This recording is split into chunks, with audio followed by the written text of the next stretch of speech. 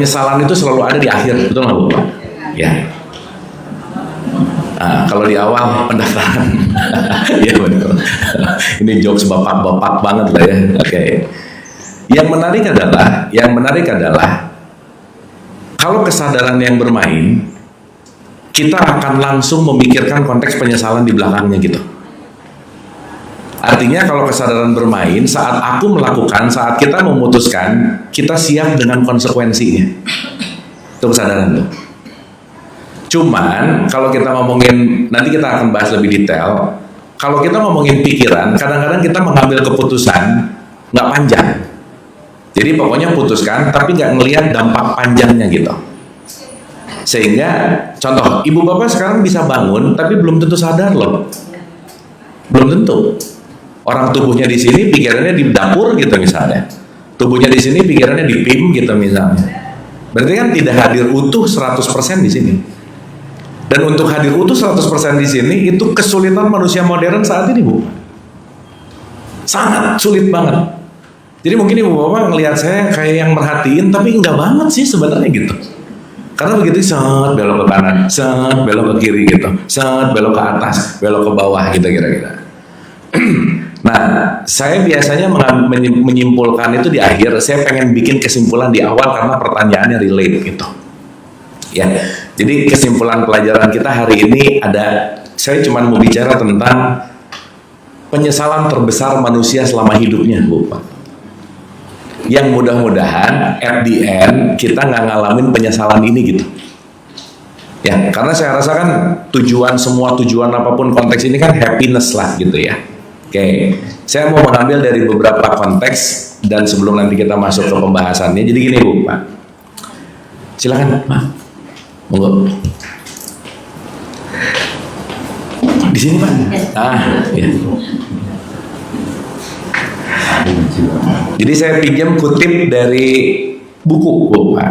Jadi mudah-mudahan ini bahan untuk kita kontemplasi bareng gitu. Buku The Top 5 Regrets in Dying ditulis oleh Bronnie Ware. Dia seorang perawat paliatif yang merawat pasien menjelang akhir hidup mereka. Jadi Bronnie Ware ini dia seorang perawat yang selalu menghantarkan orang ke mati gitu, Bu, Pak. Ya. Ini ibu bapak kita ngomongin mati jangan sedih-sedih gini dong, mukanya biasa aja ya. Kan mati itu sesuatu. Ibu bapak denger mati banyak happy-nya, banyak sedihnya. Seneng, happy. Nggak, gini. Kita tuh kadang memversuskan satu sama lain, lupa kalau itu tuh bukan versus. Contoh, lawan hidup apa?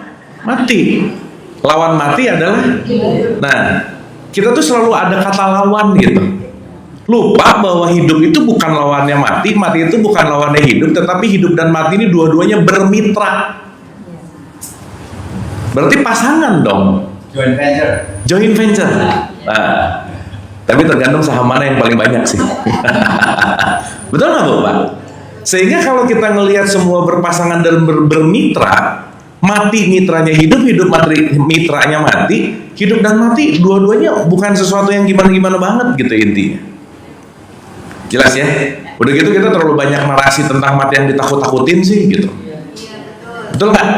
Sehingga di dalam alam bawah sadar kita dengar kata mati itu berakhir, takut, menyeramkan, nanti gina, itu, ina, dan seterusnya gitu. Sehingga mati ditolak. Gitu. Begitu dengar mati, jangan, belum siap lah, mau siap mau nggak mati aja. Betul nggak, Bu, Pak? Sip. Apalagi aku belum banyak bekal, kayak cukup aja bekalnya ya, gitu. Bekal mau apa sih gitu? Kan itu ya poinnya. Oke. Jadi Ibu Bapak ini mudah-mudahan jadi pelajaran bareng buat kita. Dari ribuan pasien yang dia lihat mati, Bu, Pak, dia menyimpulkan ada 5 penyesalan terbesar seorang sebelum mati. Jadi rata-rata orang yang mau mati itu rata-rata nyesalnya 5 ini aja. Gitu. Kan kita juga mau mati ya, Ibu Bapak ya? Iya, pasti lah. Nah, bisa jadi Ibu Bapak duluan, saya belakangan, bisa nggak? Bisa. Saya belakangan, Ibu Bapak duluan, bisa nggak? Bisa. Yang penting saya belakangan lah ya. Oke. Kita bahas dari yang paling nomor 5 dulu nih.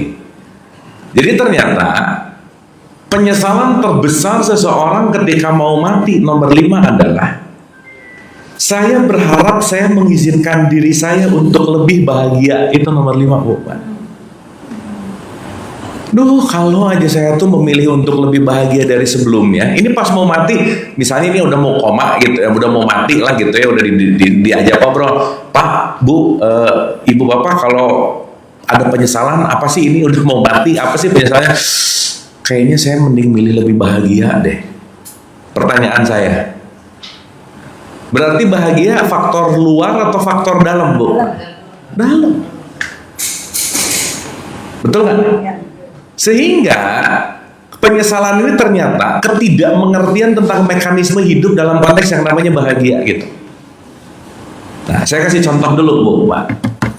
Ya, supaya kita akan bicara dalam beberapa perspektif yang nanti akan insya Allah menjawab pertanyaan Bapak dan Ibu. Saya kasih contoh begini. Pernah dengar kata kun fayakun nggak, Bu, Pak? Pernah dengar? Apa sih? Hah? Sekarang saya mau nanya, kun fayakun ini kejadiannya sudah berlalu sekarang atau masa depan? Masa depan.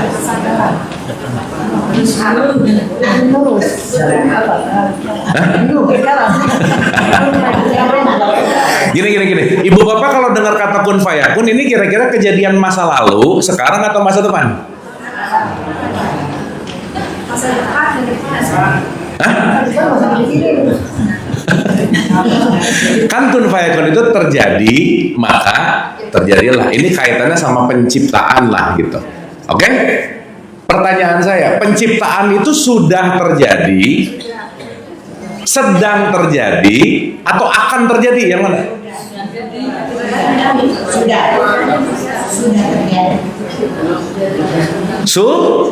Sudah. Setuju? Berarti kalau sudah sekarang enggak dong?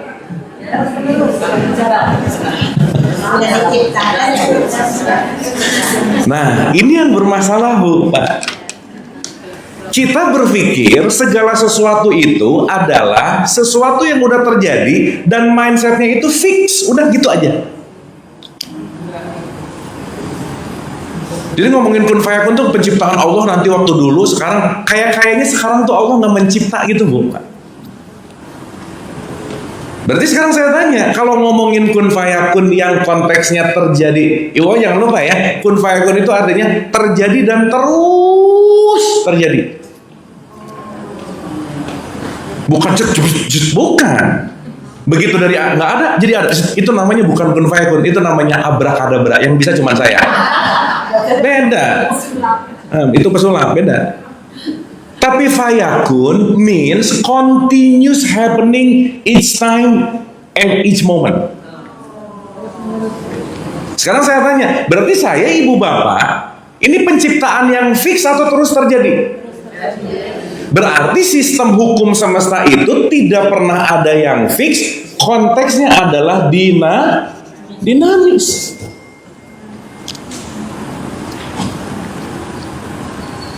Oke kan nih?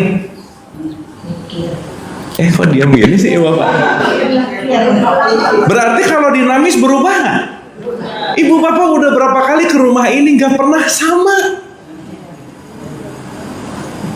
Meskipun meja tetap di sini, lemari tetap di sini, tapi nggak ada yang sama 100% tuh nggak ada. Minimal kita yang datang ke sini bukan kita yang masa lalu gitu. Betul nggak? Pertanyaan, berarti kehidupan ini tetap atau dinamis? Berarti segala bentuk hukum semesta ini tetap atau dinamis?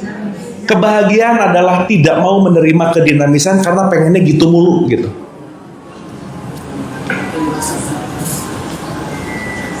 Oke, Bu, Pak. Dan ini biasanya terjadi di institusi pernikahan sih. Begitu aku terima nikahnya kamu milikku, kamu harus gitu selamanya. Gitu, Bu, Pak. Nanti sebulan 2 bulan beda langsung komplain. Kayaknya kamu berubah deh. Lah, kan dinamis. Betul nggak? Ini oke, ini Ibu, Pak. Berarti dalam hidup ada yang fix nggak? Nggak ada. Berarti perubahan keniscayaan nggak? Berarti satu-satunya yang tidak akan pernah punah itu adalah perubahan. Nah, yang bahaya kita melekat kepada yang fix, nggak mau berubah, pengennya gitu terus. Kalau nggak gitu nggak happy. Kalau nggak gitu nggak oke. Berarti orang yang tidak bahagia adalah orang yang tidak bisa menerima perubahan. Karena aku pengennya begitu. Oke Bu, Pak? Oke nggak ini? Sip. Sekarang saya mau nanya, di penyesalan terakhir dia bilang, aku berharap aku bisa jadi orang yang lebih bahagia. Berarti dia berharap pengen lebih dinamis daripada fix hidupnya gitu. Makanya kalau ada dua pilihan Ibu Bapak, jangan pernah mencari perfect, tapi jadilah fleksibel gitu. Karena perfect itu nggak ada dalam hidup. Yang terbaik itu nggak ada. Kenapa? Begitu saya ngomong waktu, wah udah masa lampau. Berarti ketika kita, Ibu pernah dengar kata kemelekatan nggak? Maksudnya apa sih?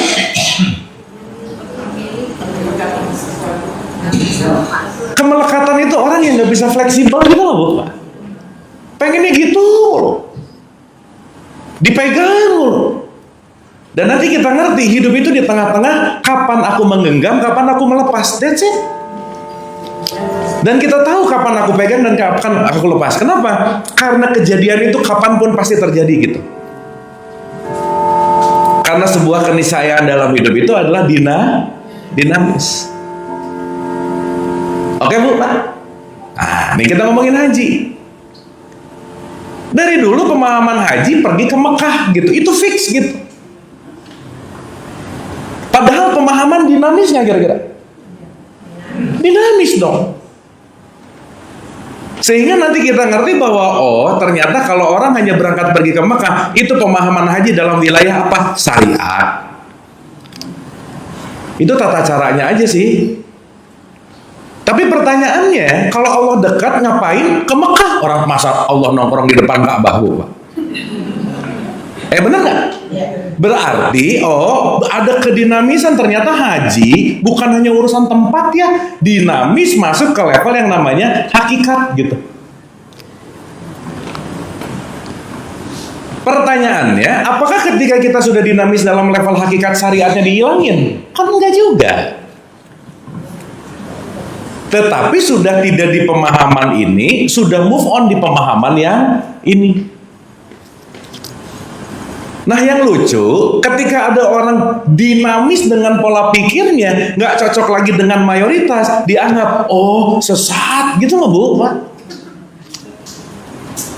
Nggak bener nih. Kenapa? Jangan mentang-mentang kita nggak ngerti, terus kita menyesatkan gitu. Betul nggak Bu, Pak? Jangan mentang-mentang kita nggak ngerti, terus mengkafirkan, menyalahkan. Tar dulu, jangan-jangan dia lebih dinamis dari kita, dia udah masuk ke level flexibility, kitanya masih pengen di tempat yang fix terus gitu.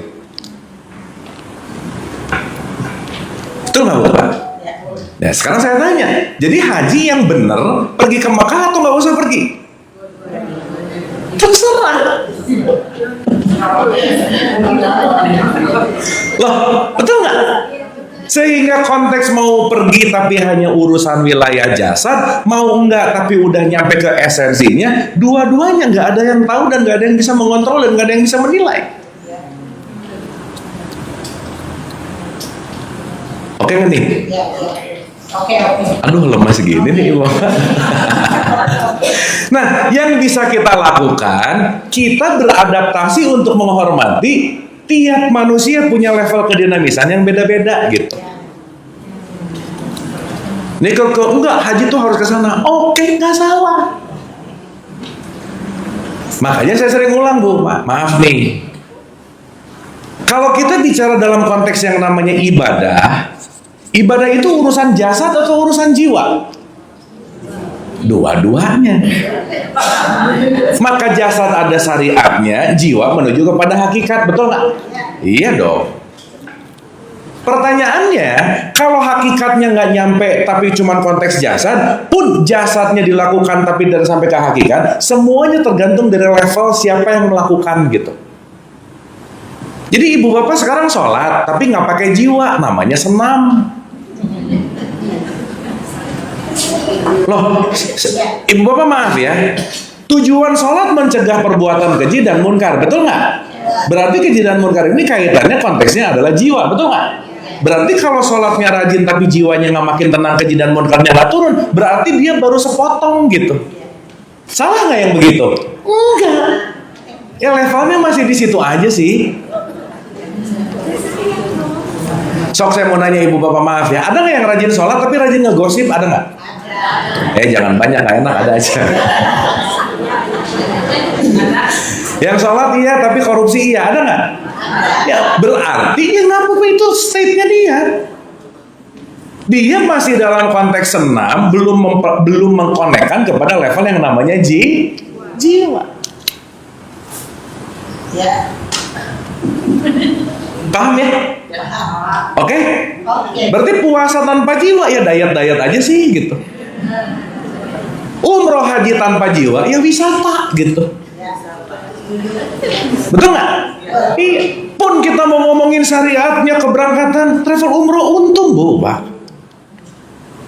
Jadi syariat bisa menguntungkan dalam bentuk finansial nggak kira-kira? Iya. Jadi konteksnya sangat luas gitu. Kita mau ngelihat dari sudut pandang yang mana gitu. Jadi kalau ada yang nanya ke saya, kan umroh haji perlu, kenapa? Pemutar roda ekonomi. Bagus. Loh, betul nggak? Sehingga kalau kita melihat pemaknaan yang lebih global, konteksnya satu aja bu, Pak. Bukan urusan benar salah baik buruk, tapi aku mau fleksibel mendinamis atau tidak, that's it. Saat kita nggak dinamis bu, Pak, jangan harap bisa bahagia, nggak mungkin. Kenapa? Karena aku pengen menggenggam yang maunya seperti ini. Sementara ini semua berubah. Udah, pokoknya aku mau pengen SMS-an aja. Udah nggak bisa bu. Zaman pandemi, berapa puluh tuh emak-emak yang saya ajarin main Zoom, yang ngajarin ya bu, Pak. Ini gimana mencetnya, ini gimana mencetnya. Mau berubah nggak? Iya, yang nggak mau berubah nggak bisa ikutan dialog positif akhirnya. Tapi karena pengen berubah, maka dia mau fleksibel. Kalau nggak mau berubah, nggak bisa gitu. Paham? Oke? Jadi kalau kita punya mindset dinamis, kita nggak usir sama orang gitu loh bu, Pak.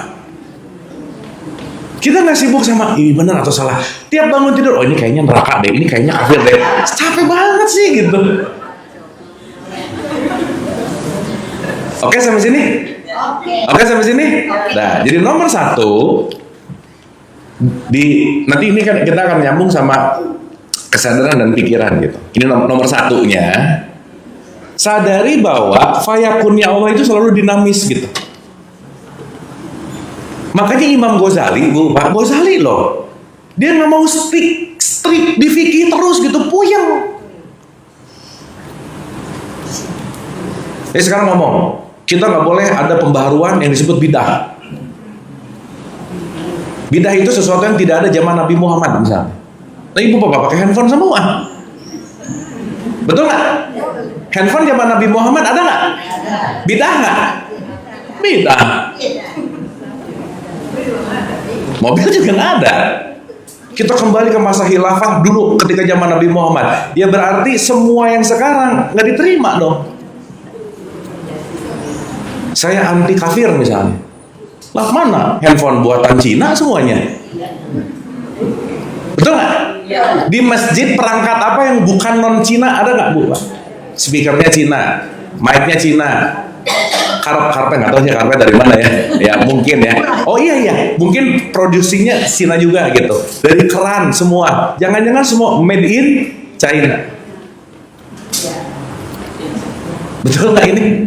Nah, jadi intinya saat orang tidak mau dinamis, berarti dia tertutup dari perubahan yang baru dan dia tertutup dari kenyataan. Oke Bu Pak? Sekarang saya tanya, kalau orang tertutup dari kenyataan, kira-kira hidupnya happy atau menderita? Jadi yang membuat menderita apa? Iya. Tapi sukanya tuh nyalahin orang, gara-gara kamu sih aku jadi gini. Gara-gara kamu sih gitu.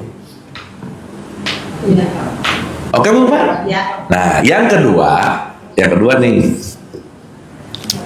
Semua kehidupan terjadi di luar diri kita atau di dalam diri kita? Di dalam diri kita. Hah? Kita yang memberikan dan yang ada di dalam. Ibu Bapak ngelihat spidol kan nih? Iya. Ngelihat? Iya. Warnanya apa? Putih. Putih. Di atasnya? Biru. Tuh ada yang hitam, ada yang biru, beda-beda ya, bener nggak? Tergantung jarak pandang, bener nggak? Berarti ibu bapak menikmati semua yang di luar, segala sesuatu yang di luar terjadinya di luar atau di dalam sebenarnya? Di dalam. Jadi ibu bapak mau menilai ini jelek, ini baik, ini buruk, bukan urusan ini. Ini ada warna merah, kuning, hijau. Merah, kuning, hijau terjadi pada warna merah, kuning, hijaunya atau terjadi pada di dalam diri kita? Di dalam, Bu. Karena kalau orang buta warna, mau ini merah, mau ini biru, dua-duanya buat dia nggak ada merah, nggak ada biru. Betul nggak? Berarti kehidupan ini yang mewarnai siapa? Nah itu. Berarti hidup baik atau buruk? Netral. Tergantung aku mewarnai. Benar nggak? Jadi ini baik buruk, hitam putih, bahagia enggak, tergantung kita mau menyimpan apa pada pemaknaan hidup ini gitu. Makanya kata kuncinya segala bentuk apa yang terjadi pada diri kita, surat 42 ayat 30, semua musibah, semua event yang terjadi pada dirimu ditentukan oleh perbuatanmu sendiri.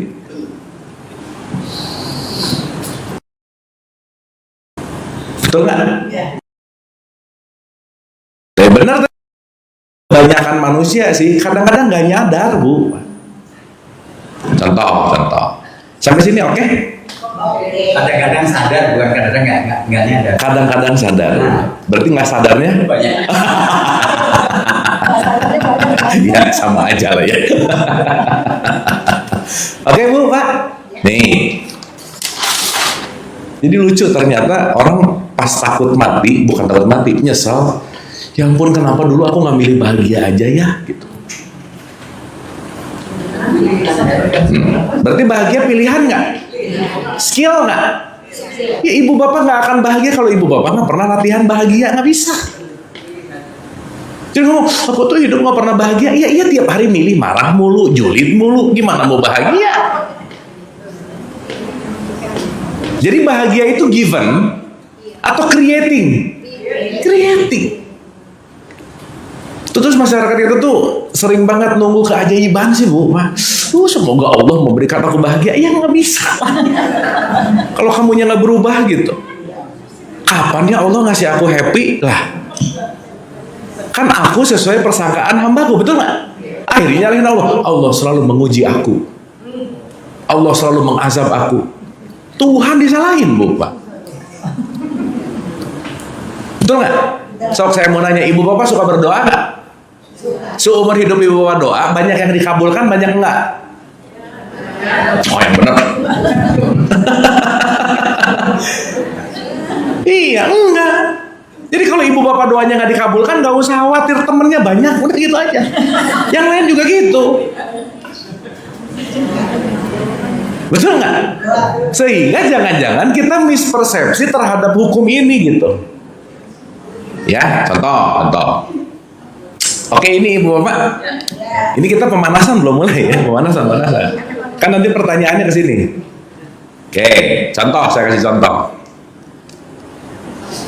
Ulang dulu ya.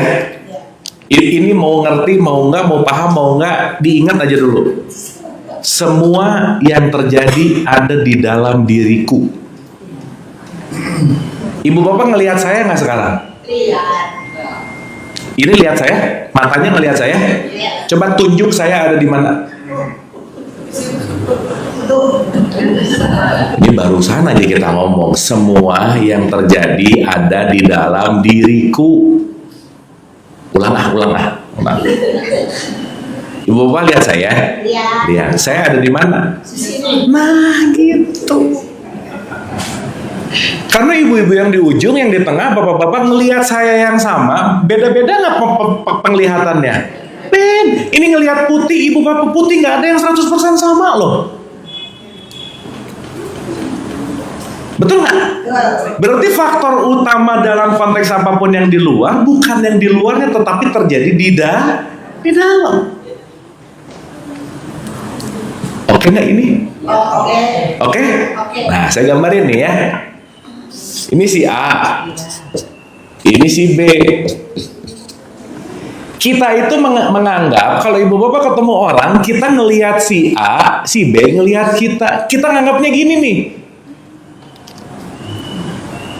Ibu bapak kalau ngelihat orang lagi ngerasa ngelihat dia nggak? Iya. Iyalah, iya pakailah lagi. Bener nggak? Tapi yang sebenarnya terjadi gini nih. Nah, aku ngelihat diriku. Iya. Paham nggak? Sehingga segala sesuatu yang kita nilai keluar itu tergantung dari apa yang aku menilai dia gitu. Berarti waktu ibu bapak ngelihat siapapun, yang ibu bapak lihat orang lain atau diri sendiri? Gitu. Ngelihat, ini si ibu ya kerudungnya nggak nyambung banget sama bawahannya gitu. Misalnya nggak matching. Nggak matchingnya kata siapa? Nggak oke-nya kata siapa? Berarti oke nggak oke siapa yang nggak oke-nya?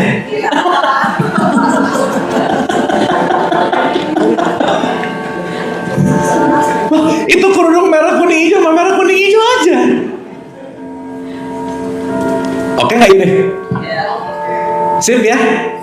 Jadi kalau kita ngerti bahwa yang kita lihat reverse bahasanya, yang kita lihat ke dalam, siapapun yang di luar diri kita cuman mau membuat kita lebih mengenal diri sendiri. That's it. Sok, saya kasih contoh Bu, Pak. Contoh ya, contoh. Ibu bapak kita dengar dentuman bel nggak? Yang kita dengar belnya atau vibrasinya? Jadi telinga kita mendengarkan yang ini beda-beda juga dengerinnya. Oke? Jadi maksud saya, gak ada yang 100% sama each moment, each anytime. Gak ada. Semuanya berubah. Gak ada yang sama. Makanya di dalam Al-Quran dikatakan, aku maha mencipta. Setiap saat. Kita tuh baru loh Bu, Pak. Detik ini tuh baru. Selnya baru. Mindsetnya bisa baru. Ya memang kadang-kadang membarunya perlu satuan waktu untuk sadar sih memang. Ibu bapak bercermin 15 tahun yang lalu sama tadi pagi beda nggak? Beda. Berarti baru nggak tadi pagi? Baru. Bukan tua, baru. Membaru gitu. Berarti dinamis nggak? Bisa nggak melawan penuaan? Ya kasaran kata lah ya. Ya kecuali operasi sih. Ke Korea boleh sih. Paham maksud saya? Jadi maksudnya adalah ketika kita bicara dalam konteks melihat kemanapun, yang aku lihat diriku sendiri sebenarnya. Refleksi. Ibu bapak pernah nggak punya orang yang sebel banget? Pernah nggak? Saya nanya pernah kan yang masa lampau, masuk udah pengajian sebel mulu gitu. Ibu bapak sebutin 2 sifat orang yang nyebelin itu, terus ibu bapak cek pasti ada di dalam dirinya masing-masing. Dia tuh cerewet banget, nah udah pasti. Dia tuh komplain mulu, nah udah pasti semua yang kita komplainkan keluar datangnya dari mana coba? Nah gitu.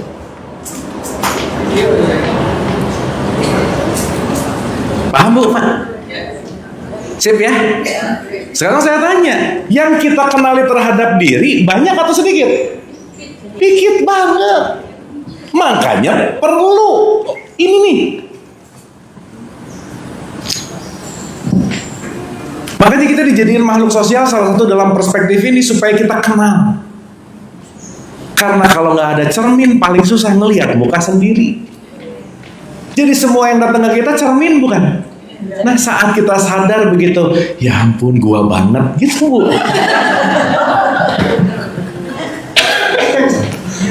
Iya.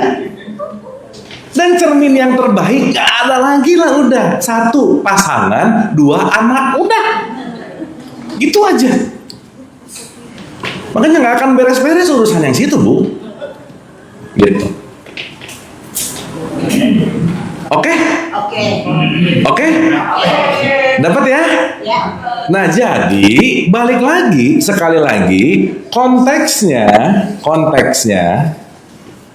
saat kita mulai sadar dan mulai mengerti, di situ kebahagiaan terjadi. Jadi salah satu kunci bahagia adalah ngerti dan sadar.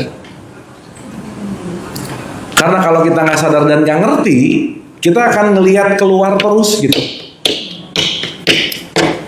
nyari terus, kurang terus dan seterusnya gitu. Oke Bu, Pak? Sip ya? Dapat ya? Berarti pertanyaan saya yang paling ultimate yang terjadi dalam kehidupan kedinamisan, kuncinya adalah realitas.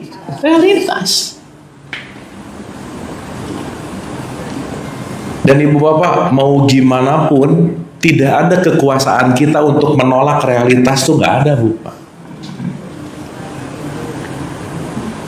Berarti pertanyaannya, saat orang tidak kenal dirinya akan banyak penolakan kepada realitasnya. Sip. Berarti kita dihadirkan sama siapapun untuk mengenal diri supaya menerima realitasnya kira-kira. Maka orang yang menerima realitas 100% itulah disebut Islam, gitu loh Mas.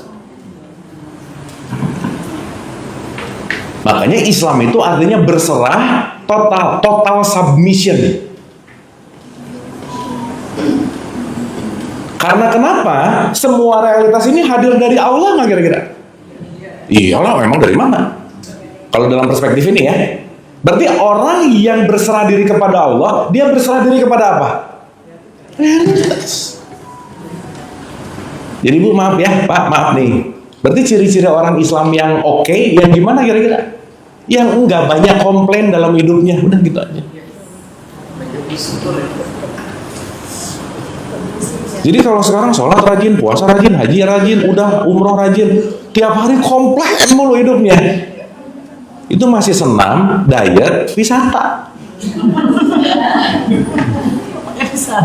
Iya. Salah enggak. Tapi ujung ketika di surat 3 ayat 19 ada kata-kata inna dina indallahil Islam. Yang diridhoi adalah Islam. Ini nggak ngomongin agama, bukan. Bukan ngomongin identitas, bukan. Tapi yang paling diridhoi oleh Allah adalah kamu nerima apa yang aku berikan dalam bentuk yang namanya realitas. Jadi mau sholat tahajud, kalau sholat tahajudnya minta proyek lancar lagi. 2 rezeki yang banyak, ibadah apa dagang ya gitu. Kayak transaksi gitu Bu. Ya nggak apa-apa juga sih. Tetapi nih, ini sampai sini oke? Yang maksudnya realitasnya menurut kita baik atau menurut kita sendiri ya. Betul. Tapi kalau nyamannya udah diulang-ulang gak nyaman mulut dan masih dipilih, ya itu bukan sabar namanya. Itu rada-rada oke gitu. Sabar, tawakal, ikhlas, bego, beda tipis Bu, Mbak. Iya. Aku tuh sabar, kenapa? Dipukulin diam, sabar. Itu mah bukan sabar namanya. Nah, bukan pasrah juga sih. Paham ya? Nah, contoh. Nih. Berarti kalau kita ngomongin Allah akan memberikan kita yang namanya peristiwa. Pertanyaan saya, setiap peristiwa wujudnya Allah bukan? Iya. Ini banyak yang nggak ngeh nih. Jadi nyari Allah kemana-mana, peristiwa tiap detik terjadi. Dan setiap peristiwa ini adalah realitas. Kenyataan. Berarti ketika kita ada di sini, pilihannya cuma ada dua, menerima realitas atau menolak realitas. Betul Bu? Nah ketika dia belum sadar, jelas-jelas realitasnya begitu, dia tolak mati-matian, dia mau gimana, nggak akan happy aja udah. Digenggam terus, pokoknya harus gini, pokoknya menurut. Padahal nanti kita ngerti juga sih, suara yang di dalam udah berteriak lama, nggak gitu. Karena sumber petunjuk itu tuh nggak ada di mana-mana Bu, Pak. Semuanya di sini. Nah itulah kenapa konsekuensi hidup dalam konteks yang namanya sistem hidup, Allah tidak akan memberikan jawaban doa bentuknya hasil. Nggak ada Bu, Pak. Tapi Allah akan memberikan kita peristiwa untuk memberikan kesempatan. Contoh, suka doa gini nggak? Matikanlah dalam keadaan husnul khatimah. Suka? Ibu bapak kalau mati pengen husnul khatimah, pengen su'ul khatimah yang mana? Husnul khatimah salah satunya katakanlah jadi orang takwa. Oke? Orang takwa itu sabar salah satunya. Simpel aja. Ibu bapak hidup lebih enak sabar atau nggak sabar yang mana? Nah, sih. Ibu bapak termasuk yang mana? Ya. Sekarang saya tanya, sabar ini pemberian bukan? Dikasih bukan? Hah? Orang ini sabar atau melatih untuk menjadi sabar? Nah, berarti sabar ini proses tanpa henti untuk kita latih agar kita menuju kepada tingkat kesabaran. Betul nggak Bu Pak? Yes. Dan konteksnya dinamis. Berarti ibu bapak kalau minta jadi orang sabar dikasih nggak sama Allah? Enggak. Dikasihnya kesempatan untuk jadi orang sabar. Paham nggak? Berarti kalau Allah lagi, ya Allah, jadikan orang sabar. Besok ibu bapak ketemu orang nyebelin, udah pasti. Nah, si orang nyebelin ini berarti apa nih? Kesempatan untuk kita jadi orang sabar. Berarti si nyebelin realitas nggak? Dari mana datangnya? Berarti orang yang menyebalkan wujud Allah memberikan kesempatan kita untuk jadi orang sabar nggak? Berarti kalau kita tahu itu adalah wujud Allah yang membuat kita sabar, satu, begitu ketemu orang nyebelin, alhamdulillah. Bener nggak ini? Meskipun rada-rada alhamdulillah, boleh sih, nggak apa-apa juga, ngegas dikit gitu.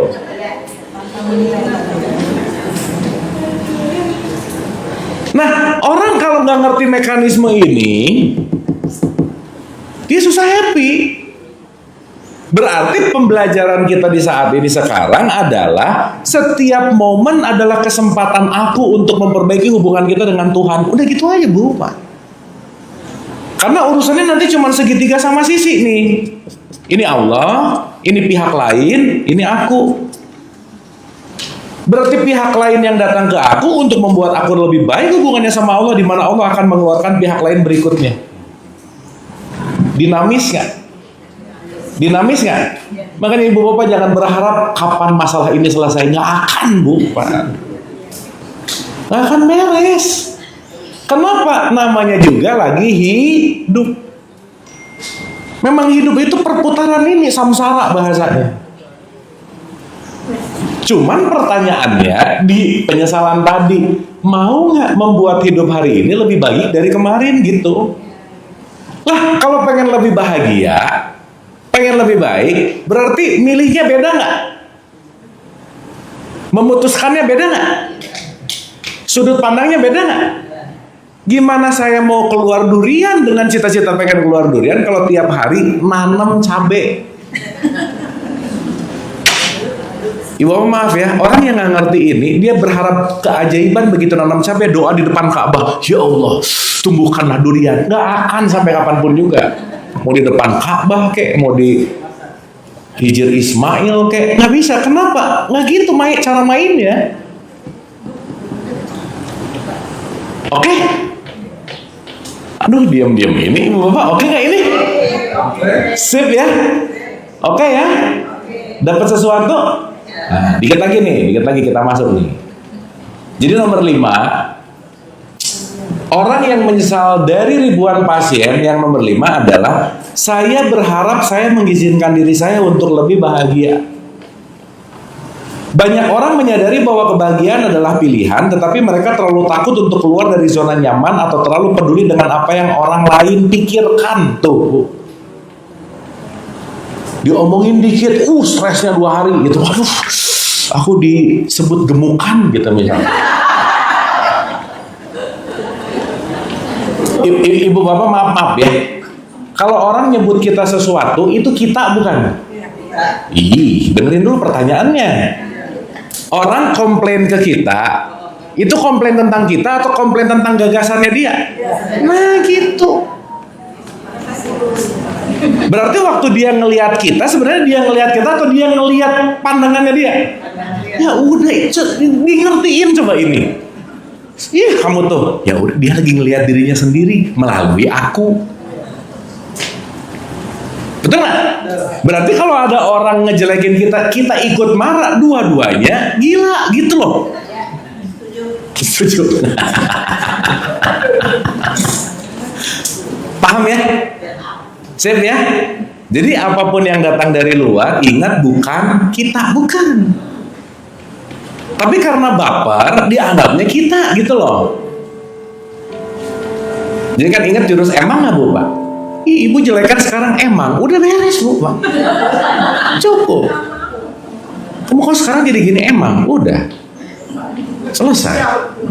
Dianya oke sama pandangannya dia, kitanya nggak punya penyakit dari konteks menolak gitu kira-kira. Dan yang menarik ibu bapak maaf ya, kita bisa ngatur omongan orang nggak? Nggak bisa. Sip. Oke? Jadi makin clear ya, segala sesuatu yang nggak baik, yang apa dan lain-lain bukan datang dari yang di luar, bukan. Dan nanti semakin kita ngerti ibu bapak, kita akan melihat semua itu cermin. Aku versi ini, aku versi ini, aku versi banyak banget. Nanti lama-lama lain, lama-lama kalau udah tauhid, udah nggak ada aku dan kamu. Udah nggak ada bedanya antara aku dan meja gitu. Oh iya, nanti kita ngerti ke situ. Oke bu? Oke. Sip. Nah, nomor 4. Nih, nomor 4 nih.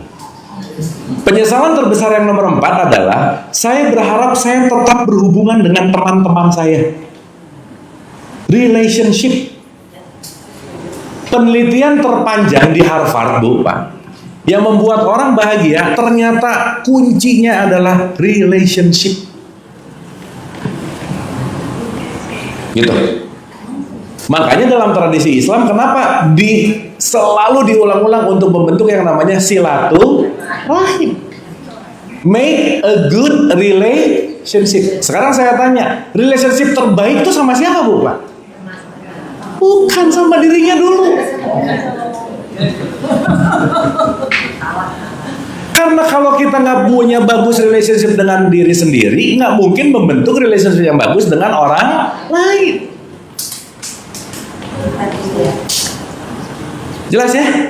Ibu bapak, ibu-ibu sih khususnya kalau ngaca, yang pertama dilihat jeleknya dulu, bagusnya dulu, kurangnya dulu, lebihnya dulu.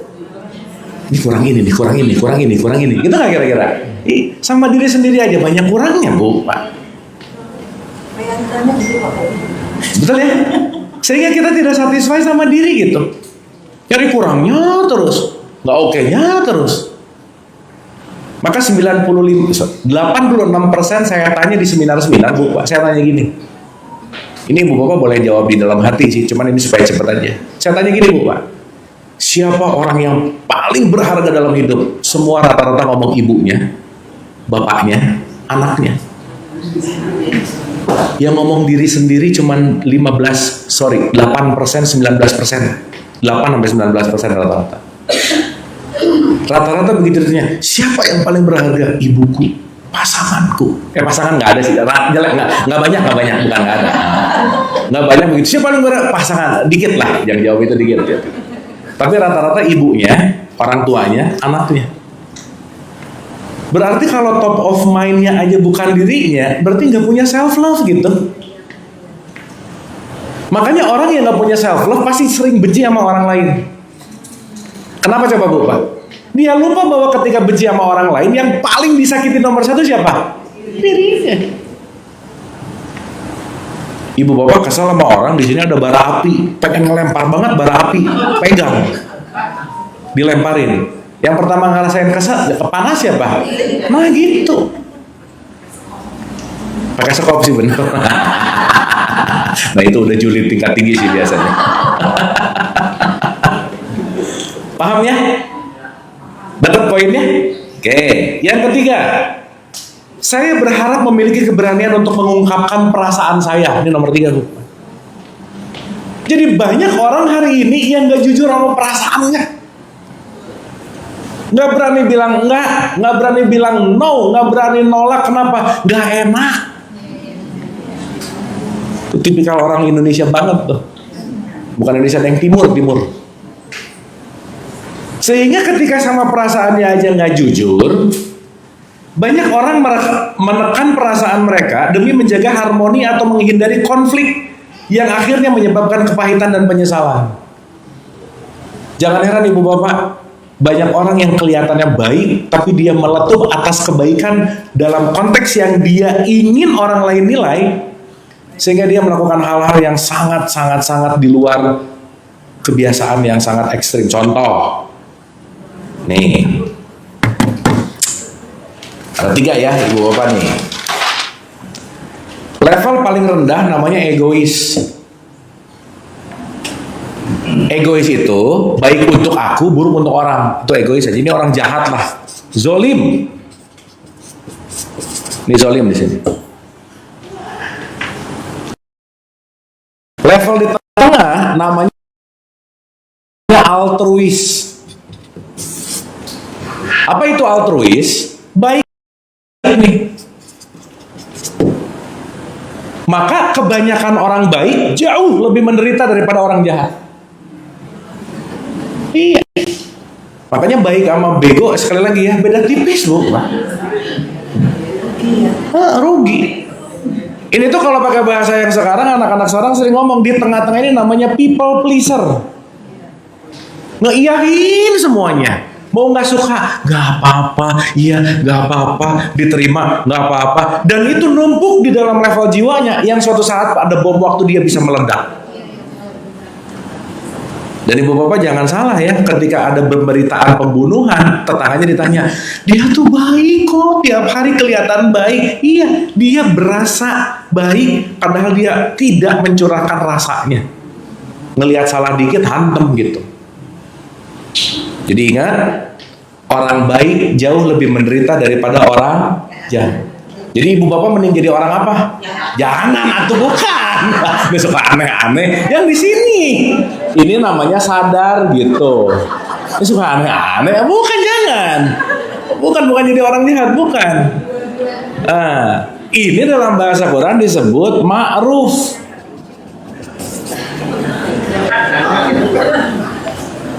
Oke, ma'ruf itu apa? Titik tengah. Sadar.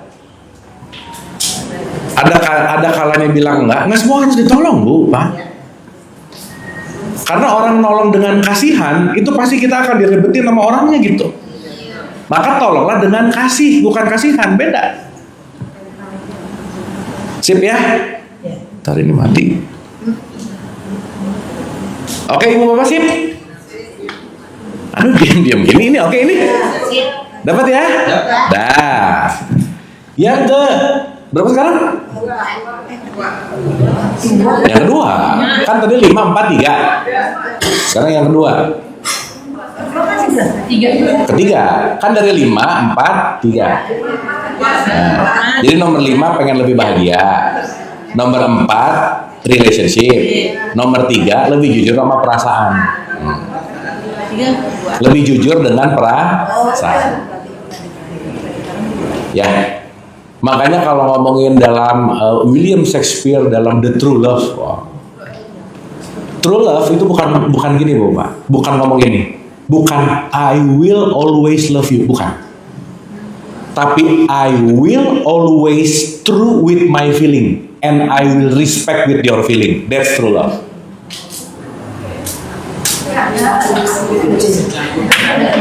Ya. Ulang. Ya. True love, cinta sejati, bukan aku selalu mencintaimu, bukan. Tapi the true love adalah aku akan selalu jujur dengan perasaanku dan aku akan menghormati perasaan kamu. That's true love.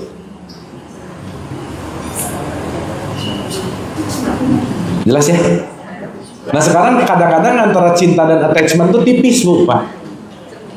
Menganggap cinta padahal kata jadinya dagang gitu. Kalau kamu cinta aku, kamu tuh harus, nah mulai dagang itu namanya. Itu menjadi attachment. Sip ya? Oke. Makanya kenapa konteks semuanya itu sakinah, Bu. Sakinah itu tentram. Sakinah itu diberikan Allah nggak? Iya. Ini dengar dulu pertanyaannya. Ketentraman itu diciptakan atau diberikan? Diciptakan. Nggak bisa kalau kita nggak berusaha sakinah itu nggak bisa. Yang dikasih sama Allah itu mawaddah warahmah. Itu fix dikasih. Tapi urusan sakinah dikasih nggak? Enggak. Dua-duanya latihan sakinah mawaddah supaya akhirnya warahmah. Nah dikit aja jadi ingetin nih, orang Indonesia saking sering ikut-ikutannya nggak ngerti kalau ngomong apa, ngomong lagi gitu, Bu. Contoh ya, kalau habis pulang di kawinan ada pengantin, semoga sakinah mawaddah warahmah, gitu nggak? Itu mah ngehina Tuhan namanya. Allah rada bete kalau Allah bisa bete, Bu, Pak. Kenapa? Karena mawaddah warahmah nggak semoga, pasti. Benar nggak? Yang semoga itu cuma sakinah. Jadi kalau mau berada benar sedikit, cukup semoga sakinah, titik. Karena mawaddah warahmahnya udah ada. Paham nggak ini? Tapi yang ngerti ini cuma 1%. Yang 99%-nya enggak. Jadi ibu bapak besok kalau kekawinan jangan juga begitu ada orang ngomong semoga sakinah mawaddah warahmah. Jangan juga sini ya saya kasih tahu ya. Sakinah mawaddah adalah, nggak usah, udah biasa aja. Jangan jadi ceramah, jangan. Paham ya? Dapat ya? Nah, nomor 2. Ini nomor 2 menarik, Bu, Pak. Saya berharap saya tidak bekerja terlalu keras. Terutama pada pria, mereka menyesali waktu yang terlalu banyak dihabiskan untuk bekerja sehingga kehilangan momen bersama keluarga dan orang-orang yang dicintai. Ternyata begitu. Dan nomor 1, Bu, Pak, ini the most berarti ya. Saya berharap saya memiliki keberanian untuk menjalani hidup yang benar bagi diri saya sendiri, bukan kehidupan yang diharapkan oleh orang lain. Itu nomor 1.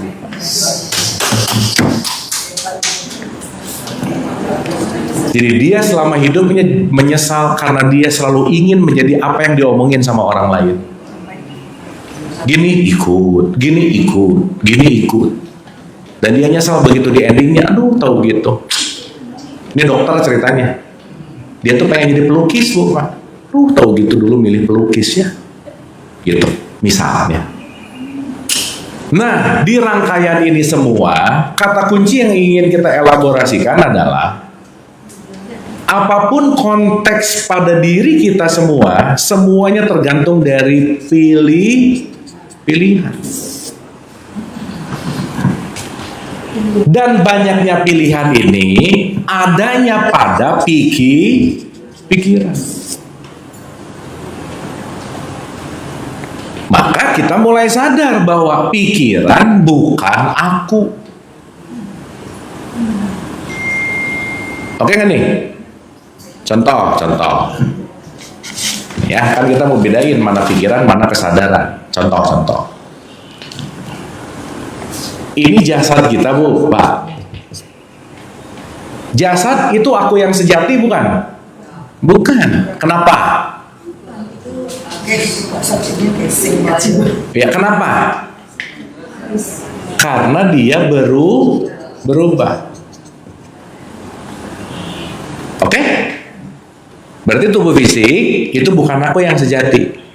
Dia hanyalah kemasan. Dan tubuh fisik ini cuma 1% karena 99%-nya kan nggak kelihatan. Ibu bapak kalau ngelihat orang lain yang kelihatan sama yang nggak kelihatan lebih banyak mana? Nggak kelihatan. Pikirannya nggak kelihatan, perasaannya nggak kelihatan, emosinya nggak kelihatan, niatnya nggak kelihatan. Betul nggak? Memorinya nggak kelihatan. Betul? Berarti yang tertampak fisik itu cuma 1%.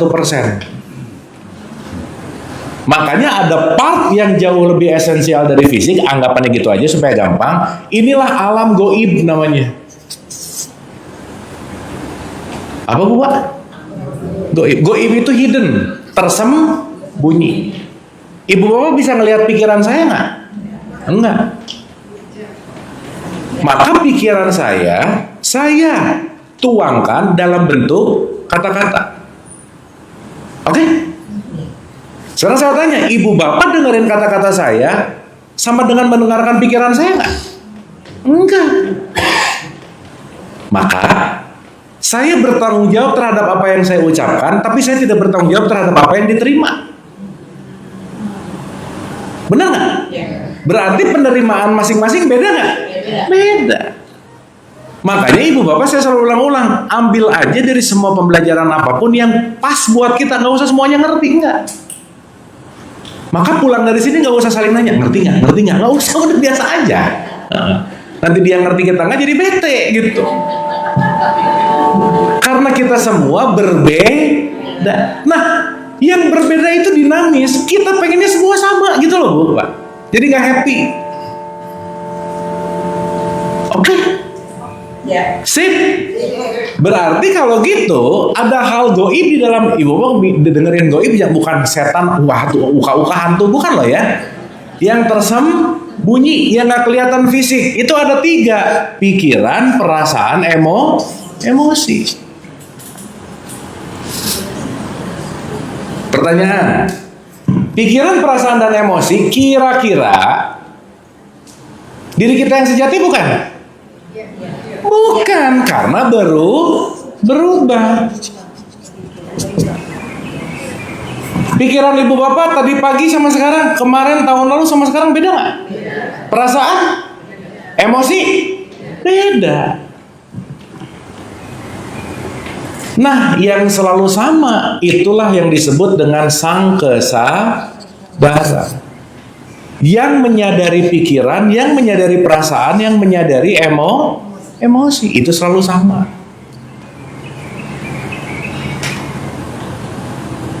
Sampai sini oke? Oke? Berarti kesadaran dan pikiran beda nggak?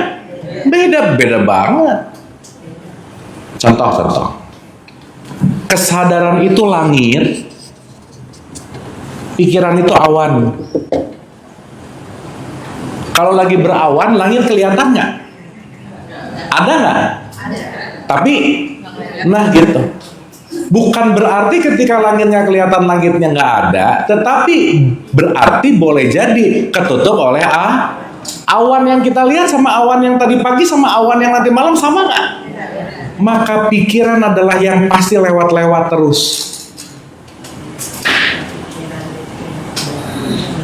Jadi ibu bapak tolong sadarilah, pikiranmu itu tamu.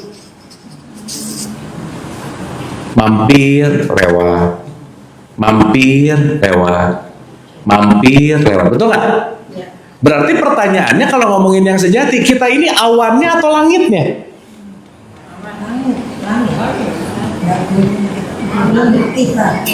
Kita yang sejati, awannya atau langitnya?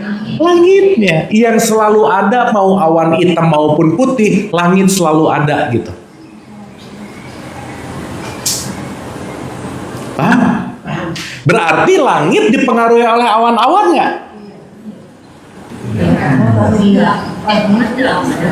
Mau awan hitam kayak putih kayak mau ada mau nggak, langit tetap ada nggak? Maka awan-awan tidak memengaruhi keberadaan langit.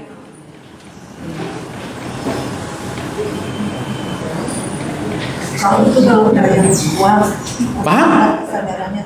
Nah, berarti maaf nih, happy, nggak happy, sedih, kesel, apa dan lain-lain, kita bukan awannya.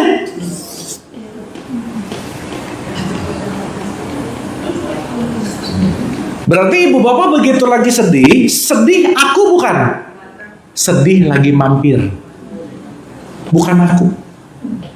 Karena nggak lama happy. Bener nggak? Nggak lama sedih lagi.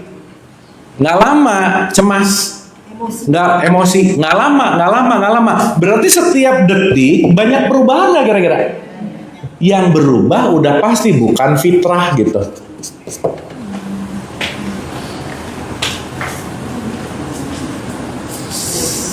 Oke, sampai sini? Ya. Berarti waktu sedih, ibu bapak sedih nggak? Enggak. Aku lagi ada tamu yang namanya sedih. Permanen nggak? Enggak. Tapi kira-kira maaf nih, si tamu ini pengen cepet-cepet pergi atau pengen diem terus? Ya jangan dikasih makan. Ini tamu nyebelin tapi dikasih makan mulu gitu. Aku boleh tanya nggak? Iya. Kan awan itu kan suka datang, suka terang, suka ini. Tapi kan mungkin kalau buat saya ya, untuk yang mendapatkan kesadaran sedih udah nggak ada apa-apa, bentuk gue netral, itu mungkin udah yang tingkatan tinggi enggak. Jadi menurut saya apakah itu harus dilatih terus setiap saat? Oh iya, kan kita udah bilang Bu. Enggak cuma ilmu sekarang udah itu kesadaran, tapi Nggak bisa. Nggak ada orang yang udah tingkatan tinggi itu, nggak ada Bu. Jadi jangan merendahkan diri ketika itu sih untuk yang tinggi, aku kan belum. Ibu bapak akan belum terus nanti. Berarti kan merendahkan dong. Betul nggak? Berarti semua konteks apapun, aku kalau mau melatih, karena kata kuncinya adalah latih.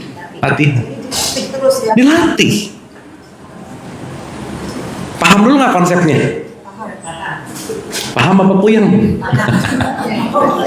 Dapat ya? Dapat ya?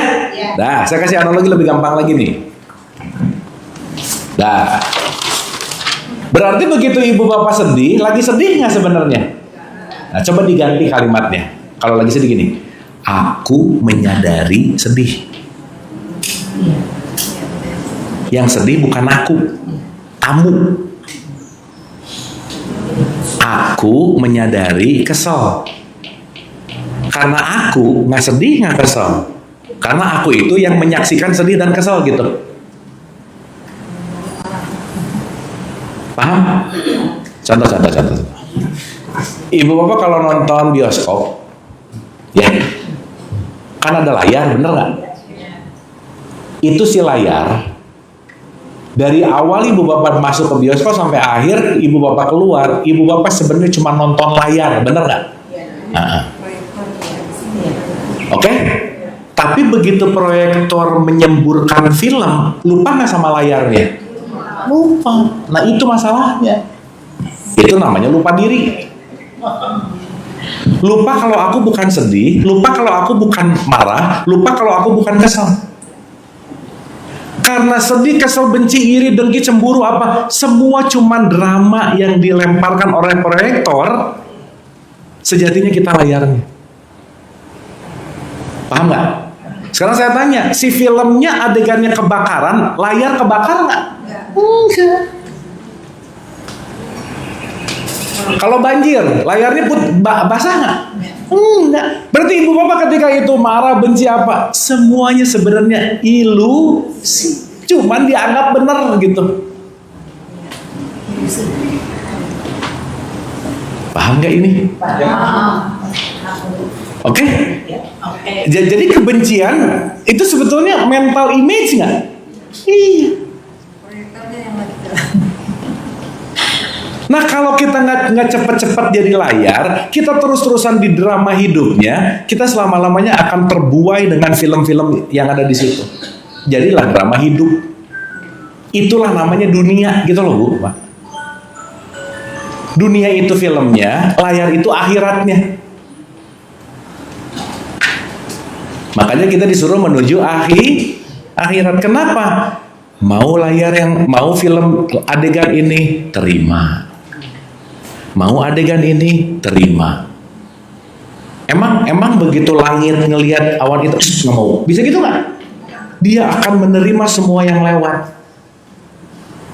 Itulah ikhlas. Nah, yang kita nggak suka kita nggak mau terima, yang kita suka kita terima. Konflik sama yang nggak suka. Nah, berarti belum jadi langit namanya gitu. Kuncinya penerimaan loh ya. Di penerimaannya nih. Oke Bu, Pak. Sekarang saya tanya, yang membuat kita nggak bahagia dalam hidup apa sih? Keinginanku nggak kejadian. Bener nggak? Sementara setiap kejadian nggak bisa kita tolak. Berarti pertanyaannya, menolak kejadian atau menurunkan keinginan? Sudah selesai. Berarti orang yang nggak happy banyak mau, Bu, Pak. Tapi bukan berarti nggak boleh punya banyak mau, bukan. Banyak kemauan, keinginan yang tidak dipasrahkan kepada kenyataan. Oke? Sip. Nah, satu nih terakhir. Jadi sedih aku bukan? Ini abis ini ibu bapak latihannya. Begitu ibu bapak marahin, aku menyadari marah bukan aku, marah lagi lewat. Sekarang saya tanya, kalau si marah lewat, detik itu bisa disuruh pergi nggak? Bisa banget, cuman nggak mau. Karena biasanya kalau marah lewat harus teriak dulu gitu. Karena setiap nanti tamu yang datang pasti ada emosinya gitu loh Bu. Dan itu nanti akan bergantung kepada kebiasaan. Paham? Yes. Paham? Yes. Nah, contoh. Pikiran, perasaan, emosi, kita sebut pikiran aja, thought gitu ya supaya gampang. Itu kayak menu di restoran Bu, Pak. Banyak banget. Nih, kayak gini nih. Jadi saya mau menganalogikan, ibu bapak anggap di dalam dirinya tuh banyak kamar. Kayak ibu bapak masuk hotel, ada kamar lantai 1, 101, 102, lantai 2, 201, 202. Anggap ini ada lantai yang nggak terhingga, kamarnya banyak banget, gitu aja. Paham? Oke. Di semua kamar ini, itu namanya menu-menu pikiran. Ada sedih, marah, benci, julid, apalagi senang, gembira, apalagi ya? Pokoknya semua deh. Ini urusan kerjaan, Facebook, Instagram, semua deh. Gitu, masak, berkebun, nyetir, macam-macam. Paham ya Bapak ya? Saya sisakan di tengah ini. Di tengah ini adalah titik tengahnya. Inilah kamar yang namanya kamar kebahagiaan, sentral netral. Oke? Nah, sekarang saya tanya. Kalau ibu bapak lagi marah, apa yang sedang terjadi? Ini di sini marah nih misalnya nih. Kalau ibu bapak lagi marah, apa yang sedang terjadi? Kesadaran ibu bapak ada di ruangan marah. Lagi ada di kamar marah. Paham? Nah, saya gampangin gini aja. Nih supaya gampang nih. Ibu bapak ngelihat ada cahaya nggak? Nah, kalau cahayanya di titik tengah, ini ibu bapak pasti lagi tenang, damai, santai, rileks, sudah lagi nggak ngapa-ngapain. Begitu ngelihat nih warna orang bajunya beda, kesel, set ke sini. Bete. Ini ke sini. Paham nggak? Berarti kita ini banyak pikiran nggak sebenarnya? Bukan. Kesadaran kita loncat-loncat ke kamar-kamar pikiran gitu. Contoh. Ibu bapak sekarang lagi di kamar belajar nggak? Di sini. Oke? Bentaran-bentaran tuh kelewat, aduh anak gimana cucu, set ke kamar cucu. Berarti meninggalkan kamar belajar nggak? Fokus nggak? Nggak. Berarti ke kamar belajar, bentar ke sini, bentar ke sini, bentar lihat WhatsApp, bentar lihat TikTok, bentar lihat ini, semua. Padahal lagi belajar gitu kira-kira. Berarti kesadaran kita itu loncat-loncat nggak beraturan. Sampai sini oke? Berarti kalau kita mau beneran oke, kira-kira kesadaran kita harus ada di kamar tertentu dalam waktu yang lama nggak? Itu namanya khusyuk. Fokus. Jadi kalau ibu bapak sekarang belajar 100% di kamar belajar, ibu bapak pasti akan mendapatkan 100% apa yang disampaikan. Dalam tanda petik ya. Lebih baik lah gitu. Tapi banyak gangguan nggak? Set, belum kesini, kepikiran ini, gitu nggak? Tadi selama kita 1 jam, 1 jam setengah ini, gini-gini nggak semua? Berarti banyak pikiran atau kesadaran yang loncat-loncat ke kamar pikiran? Sip, mantap. Oke? Aduh, oke-nya diem gini ya, ibu bapak, oke nggak ini? Oke? Berarti kalau orang yang overthinking, gitu. Diajak ngobrol apa, jawab apa. Diajak ngobrol gimana, jawab gimana. Berarti dia nggak utuh. Sekarang saya tanya, untuk utuh 100% di kamar tertentu, perlu latihan nggak? Utuh 100% di kamar tertentu, itu namanya sabar.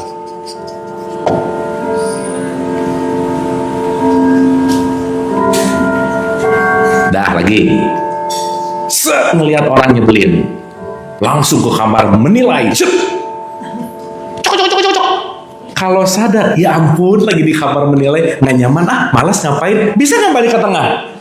Nah, itu namanya terlatih sabar. Itu namanya tobat, balik, return.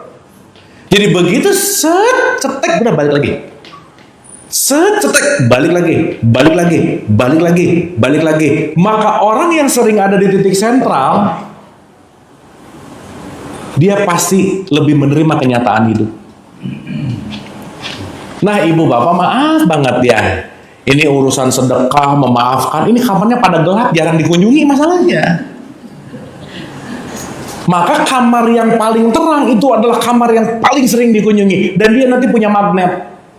Misal, orang tuh marah-marah mulu, kamar marahnya udah paling terang ada magnet. Ada situasi zut langsung masuk ke kamar marah. Padahal nggak perlu marah. Paham nggak? Berarti ibu bapak punya kamar langganan nggak kira-kira? Nah, sok cek kamar langganannya apa. Jangan-jangan kamar langganannya julid, marah, benci, iri, dengki. Wah, udah. Jangan. Jelas ya? Berarti begitu marah per detik ini, kalau ngerti ini bisa cabut dari kamar marah nggak? Itulah yang disebut hidup adalah pilihan. That's your choice. Ibu bapak memaafkan susah nggak? Kalau ibu bapak jawab memaafkan susah, berarti kamar memaafkan ibu bapak nggak terang. Berarti di situ konteksnya urusan-urusan memaafkan atau apa dan lain-lain, itu kamar-kamar yang perlu dilatih gitu maksud saya. Nah, berarti tadi balik lagi ke pertanyaan Bu Tuti. Ini latihan seumur hidup nggak? Tapi sekarang program yang udah ada, dia selalu otomatis terjadi nggak? Iya. Makanya jangan heran kalau ada apa-apa langsung marah. Kenapa? Ya elah, udah 45 tahun programnya itu dulu masalahnya. Berarti perlu merubah program nggak? Gitu. Sip. Nah, jurusnya Bu, Pak. Ini jurusnya. Cara singkat merubah program lama, satu aja. Mau ngapa-ngapain, balik dulu ke nafas.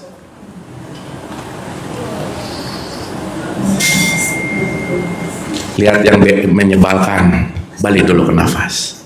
Nah, Seenggaknya nggak langsung ngambek gitu. Habis balik ke nafas langsung, nggak apa-apa juga sih. Udah balik ke nafas, jadi ditonjok. Ya nggak apa-apa sih. Seenggaknya ada jeda antara peristiwa dan reaksi. Ya. Kenapa kita tuh, ya saya kan ngobrol, kenapa dulu itu kita pemahamannya dalam ibadah enggak pernah sekarang nafas itu sangat. Belum. Kan jatuh temponya sekarang. Iya. Oh gitu ya. Jadi Ibu bapak nggak usah nyesel dulu. Kenapa sih tahu itu kita tahu ininya sekarang? Udah waktunya. Mau dicepet-cepetin nggak bisa. Kan kenyataannya begitu. Betul nggak? Nah, udah. nafas itu betul-betul. Iya. Karena Bu, Pak, maaf nih ya. Harta yang paling nggak ada harganya tuh nafas loh. Mau punya Lamborghini 10, Villa 20, nggak punya nafas gimana? Nggak bisa dipakai. Betul nggak? Makanya ketenangan jiwa seseorang nanti tergantung frekuensi nafasnya. Nah, nanti kita bahas di episode yang akan datang. Oke? Oke? Berarti sekarang latihan, begitu kesel, nafas dulu, sadar. Aku lagi ada di kamar kesel. Oke? Kalau sadar di kamar Kalau sadar di kamar kesel gak nyaman, sok balik lagi. Kenyamanan itu jadi habits nggak? Habits. Ini sekarang pulang nih, tahu memaafkan. Tapi tubuh kita udah punya kebiasaan di kamar kesel, susah Bu, Pak. Karena ini udah menjadi program. Makanya perlu reprogramming nggak? Itulah kenapa 5 kali diulang-ulang tiap hari gitu. Allahu Akbar. Reprogramming khusyuk. Supaya apa? Sesederhana bisa kembali ke titik center. Makanya dalam sholat yang paling esensial adalah khusyuk. Sholat itu melepaskan dari semua ini. Ya ini lagi sholat, Allahu Akbar. Masakan, ke kamar masakan lagi sholat lagi. Gitu. Malah gitu. Karena tidak dilatih. Gitu. Jadi kita marah. Kesadaranku ada di kamar marah. Jadi kita benci nggak? Kesadaranku ada di kamar benci. Semua yang kita alami, si kesadaran lagi di kamar itu. Detik itu kalau sadar, dah. Daripada aku harus marah, lebih menyedot energi, mending aku maafin. Dah balik ke tengah. Nah, untuk kembali ke tengah nggak ada yang bisa nolong Bu, Pak. Udah gitu aja.